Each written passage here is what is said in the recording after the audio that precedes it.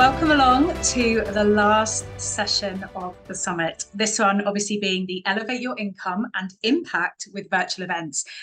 I'm blessed because I'm joined by our gracious leader, Kip Clarke, who is phenomenal. Obviously, you've seen everything that she's put together over the last few days.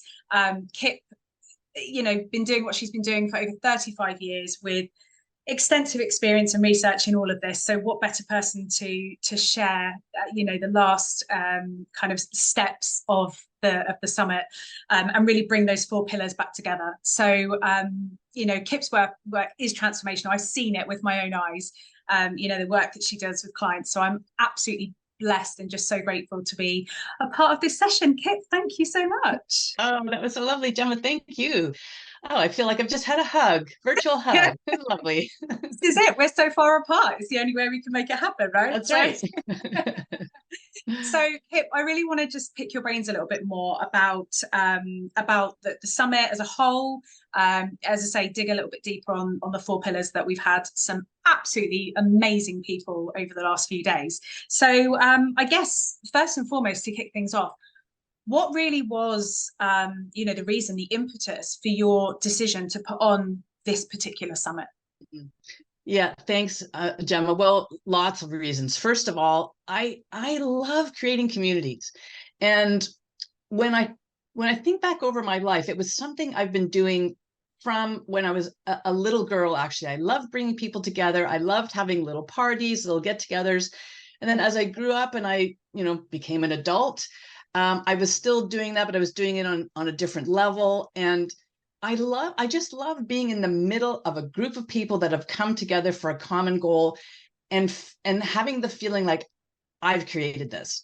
For me, it's a really empowering thing. It lights me up like few other things do. I'm sure our viewers have seen one of my interviews earlier in the week with Jo Soley, a numerologist, creator of Bizology, and she did my numbers for me earlier in the year. I am a life path 6, which means I'm all about relationships and responsibility.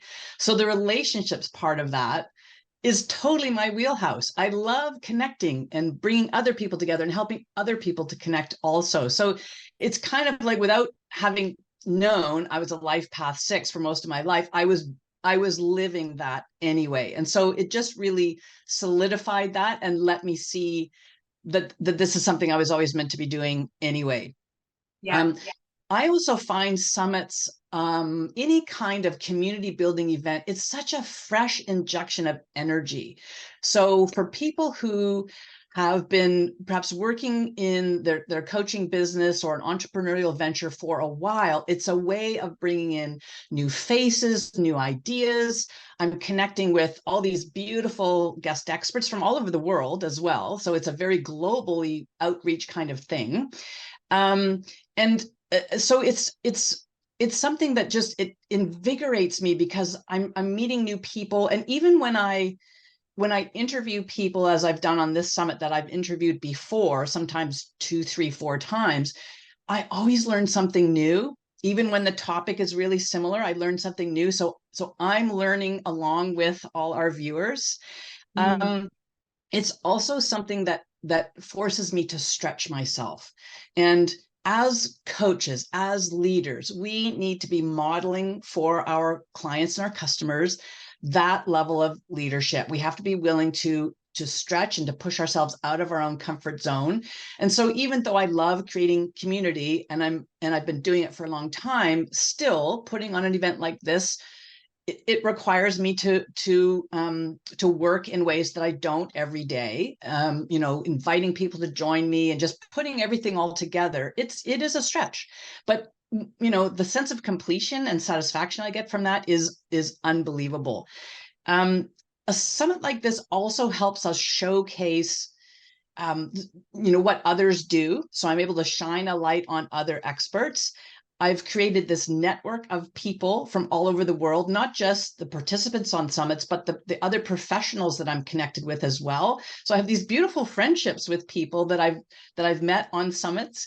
And so I know I can get in touch with someone over in Scotland for help in a particular area, someone down in Australia, someone in the States, someone in the UK. There are a few things that let you connect with people in the same way. And that's your life path, that's your life path 6, yes, right? Just coming yes, to life right there, reaching it out. is. I love that. It I is. love that.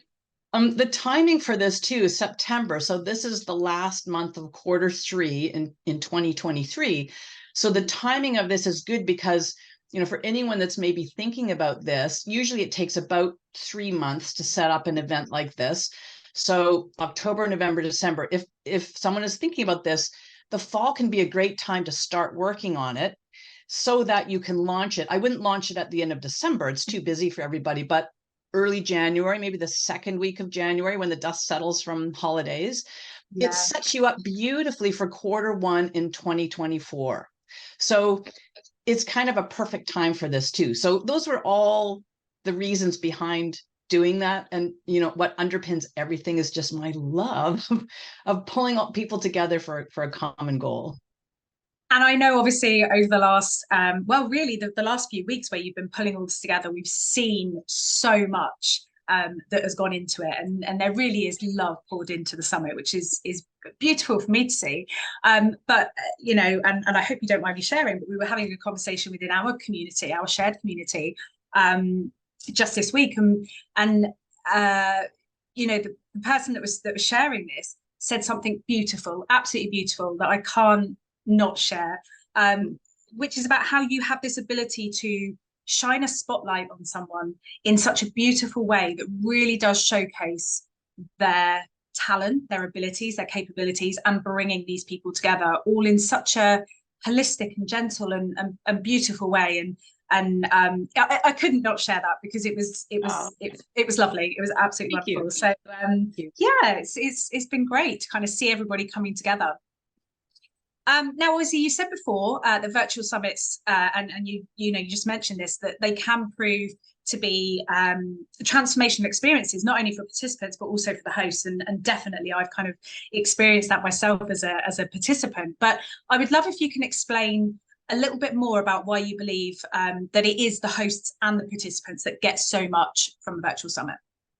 Yeah, no question. Well, for some of the reasons that I already touched on, the first that it's a stretch, and certainly one of the guest speakers that I've spoken to, whom I know you know very well, Karen Baines, she talks about, you know, structuring our work life and our personal lives in a way that we spend time consistently in stretch, in a state of stretch. We need to be growing and evolving as people. And so this is an opportunity. It's not the only way, of course, but it's one beautiful opportunity for that, for us to grow and evolve as coaches, as entrepreneurs. Again, we're connecting with people, we're bringing people together, we're modeling that kind of leadership. We coaches, one of the biggest objections I hear people say when they think about doing a summit is that, well, one, it can be a lot of work. Well, it is work, there's no question, but a lot of things that have real value do take work. So that's not something to fear, definitely. The other is that they feel a little bit nervous about being on camera, putting themselves out there. And I would just say, you know, it's a limiting belief.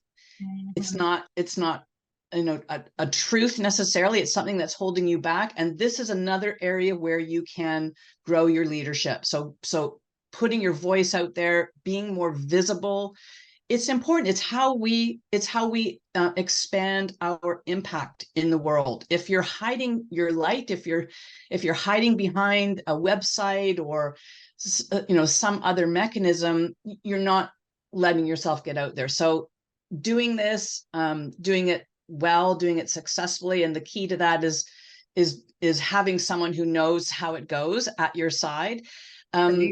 It's so transformative when you've put the effort in, you've put it on. Yes, there are little things that can go sideways. I've had that myself this time. I've had it in other virtual events. It's part of it, you know, that's part of being an entrepreneur. It's part of being a human. Things happen. We deal with them. The issue comes up, we figure what's the best way to deal with this, we handle it, and we move on, we move forward. So there's such an opportunity for transformation in that. And of course, it's transformative for our participants because they get all this great content. And sometimes it's just the smallest comment, a little sidebar, some little thing that can completely change how someone views her business. So just don't underestimate how powerful this can be as a transformative kind of vehicle for personal growth for you, someone who is thinking about putting on an event like this. Absolutely. And I can't remember now whether we were chatting about this off camera just a moment ago, or whether you said it a moment ago, about the fact that you interview some people a number of times and you always get something from it. And I think that's beautiful as well. You just, like you say, it's that one little comment that just sparks, and it's great. And again, to quote Karen, it meets you where you're at, and I think that's really important as well. So yeah, absolutely. So obviously throughout the whole event you've gathered together an amazing group of influencers. Some of the names, I know Joe Soli, I know Karen Baines, and there's been some newbies in there that I've managed to get to know through this process. They've been sharing their insights across the 4 pillars of community building, but I would really love it if you could kind of bring all of that back together for us. So how does an event like this really support each of those pillars? Yeah, that's a good question, Gemma.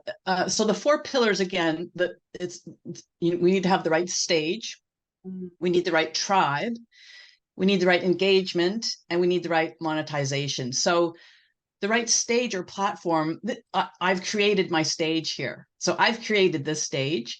And it's, again, a stage where I can showcase what I do, and I can also shine a light, as you've said, on all these other guest experts. So it's amazing. It's absolutely amazing for that. It helps position me as an authority as well on this stage. It helps me, I'm using my voice. It could also dovetail into another stage, which would be podcasting, because I've been recording these interviews, obviously, and even if someone decides to do a summit live, you still record it. And with every Zoom recording, as anyone knows who has done them, you get 2 files. One is the video file and one's an audio file. Those audio files can be put up into a podcast, for example. So this can be a second platform or stage that you can have without any extra work. It's a twofer, like it's this beautiful twofer. It's a stage that has global reach. So certainly I could have pulled together guest experts from different places around the world and had them come to one geographic location, the traditional kind of conference or workshop model. But that's a lot more effort. People have to travel, they have to book accommodations. It's way, way more complicated. I mean, it is good to be in the same geographic location sometimes, but this is a much more efficient way of delivering great value, great content. I've got people I'm connected to, participants and fellow coaches and entrepreneurs from 5 different continents. And I'm just not sure I would be able to pull that off as easily in any other way. So it also, with this stage, it contributes to what Daniel Priestley refers to as the 7-11-4 model. And those numbers refer to this. 7 is the minimum number of hours a person needs to see an individual before they develop that know, like, and trust factor so that they feel comfortable enough to buy.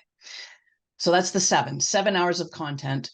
The 11 is 11 different interactions. So that can include emails, it can include Facebook or any kind of social media posting, obviously these videos, podcasting, any kind of interaction that someone can have with content. And then the 4 is 4 different sites, locations, platforms is another word for that. So here again, this is one platform, like the podcasting. If I've got videos on YouTube, I'm sending out email information. So those, according to Daniel Priestley, the 7 hours of content, 11 interactions, 4 different locations. This helps meet a lot of those all in one go. Yeah. So the stage, having the right stage, that's really important. The right tribe. A lot of my guests this week have talked about having the right audience. It's not just having an audience, it's having the right audience. So someone that has an email list of, say, 6,000-7,000, but only 2 or 3% ever really engage with what they're providing. That's, that's a list that's just not, it's not that those people are not the tribe, So there's a difference between a tribe and the tribe, your tribe. So with a summit like this, you pick your theme, you choose your speakers, all of which are very, very targeted. So you know what the pain points are for your ideal client, and then you provide content that helps deal with those pain points. So it draws in people who are already primed to hear what you're talking about, to hear what you're sharing, to take on the content. And this is something that can be used for just about any niche. So it doesn't matter what the tribe is you want to gather together. This can work for just about anything. The third pillar is engagement. And so obviously there's a ton of opportunity for engagement here. This particular platform lets you maximize your impact for the reasons that we've talked about already, the sort of global reach. You're solving a problem for somebody, so that always boosts engagement. It's a wonderful relationship building opportunity, and as Life Path 6, that's I love that.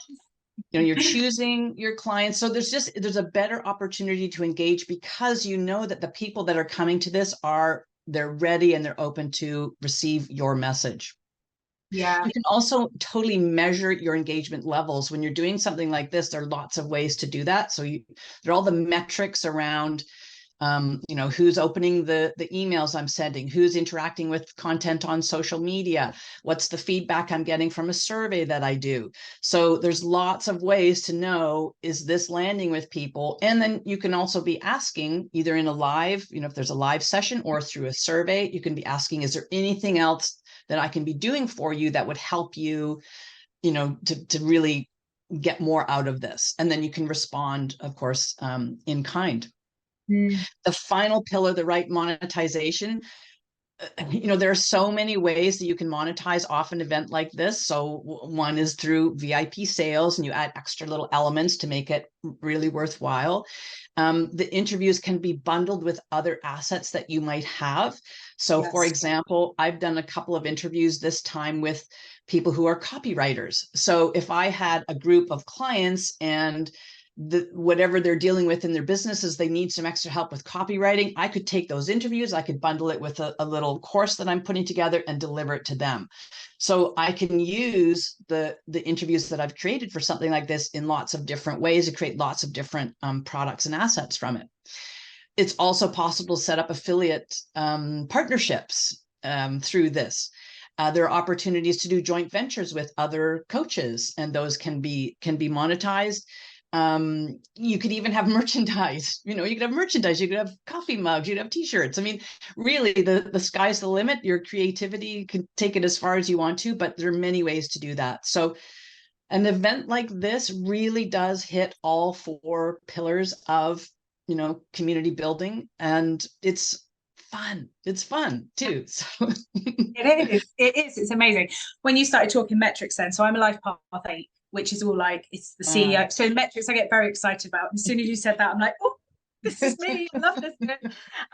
But yeah, very much so. And I think collaboration is so powerful and so important. And it, when women come together, not just women arguably, but when people come together, I think rising each other up together is just, it's a beautiful thing. And I think particularly, again, going back to the community that you and I are a part of together, we see that, and we see so much of that week in, week out, and it's so humbling and so beautiful. And so yeah, when you kind of get the opportunity to be a part of something like this, I can't imagine why you wouldn't want to take the opportunity to host your own summit, because so true, Jim. And I'm always, even though I've done this lots, I'm still sometimes bowled over by the generosity of my fellow coaches and entrepreneurs who join me for events like these. And I'm not just talking about the freebies that they give, because the freebies are amazing. They take the time to do this. They care, they care about making a difference in the world. And I feel like I have this amazing group of people that I can reach out to, and they'd be there for me. I support them, they support me. And as you've said, we all rise together. It's a very collaborative kind of thing. It's very much that kind of new feminine paradigm, which is less about competition and more about collaboration. And, if I'm improving the lives of others, and they can go out and do the same to even more people and more people. And so there's this beautiful ripple effect of positive, high vibe impact that we can have in few other ways that are as high energy, high vibe, and again, fun. Absolutely. It always comes back to that, right? If it's fun, Yeah. who's not going to want to do it? I do have one question. I'm just going to flip to my notes because I don't want to forget this one, because I feel like this is the one where I'm going to pick your brains a little bit, and you might be like, oh, I don't want to share that. But I would just love if there's one gem, one piece of advice that you could share today for somebody that is considering hosting an event like this. I mean, you've already given such a huge, amount of tips and tricks, but what's that one piece of advice if no one else no one takes anything else away from the session apart from this, what would that be? Well, anybody who knows me, of all the students I've had over the years, they will tell you I it's hard for me to limit the things that I say to just one. Sorry, I am going to make you okay. one. Well, I would say if there's just one, I'm going to add a few more to it. But this is something I learned from Dr. Phil long time ago, when he was first starting his show. And I don't tend to watch it very often, but I do remember this thing that he said, and that is that on his team, so he's got this beautiful team of people around him that help to produce the show. And he said, whenever someone on the team comes up with a new idea for something, they all have to love the idea for 15 minutes. They love the idea for 15 minutes. There can be no, yeah, but, or no naysaying, no doubting, no. They have to love the idea. They have to go all in and love the idea. And that way, this is like, okay, what could this look like? Let's really dig in and see what this could look like. So I would suggest, I'm going to expand it from just 15 minutes.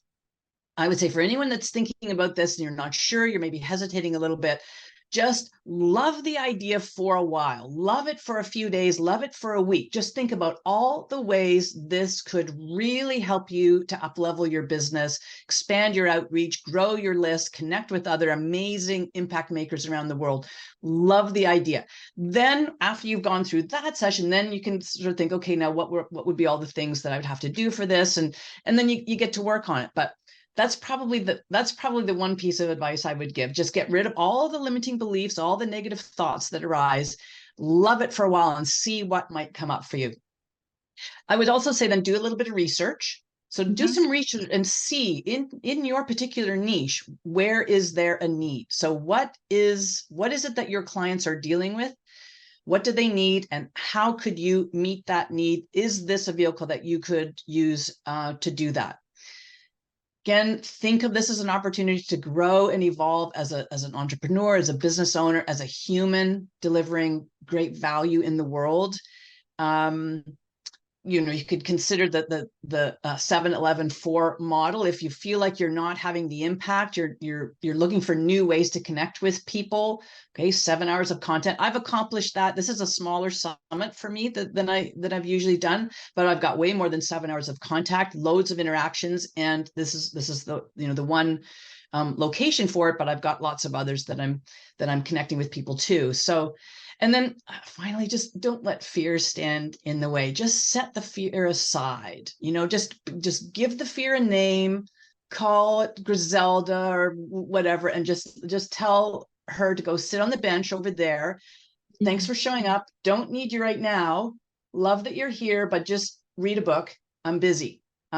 Creating and generating and providing impact and value for people all over the world. So I got this, right? I love that. Creating the character is so powerful, isn't it? Yeah. Turning that into something. And I think sometimes that little nervousness, that's what gives you your energy and your kick. And I love that nervous feeling just before you hit record. And it's like, yeah, that's how you love what you do. Oh, no question. And it's a sign that we care, right? Yes. If I didn't care, it'd be flat. There'd be no energy, but we care. We care about doing a job. We care about presenting ourselves well. So that nervousness, that's a good sign. It means that you're invested in it. You're not just sitting in the stands. You're in the game. You've got some skin in the game. That's good.